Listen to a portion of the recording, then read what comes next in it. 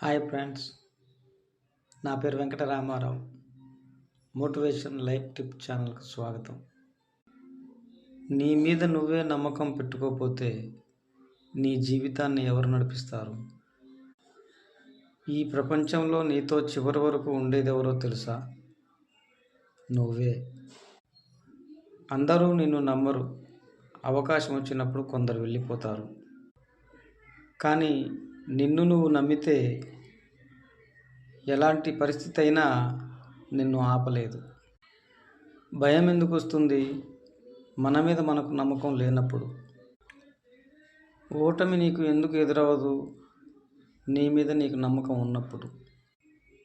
విజయం ముందుగా రాదు, ముందు నమ్మకం రావాలి.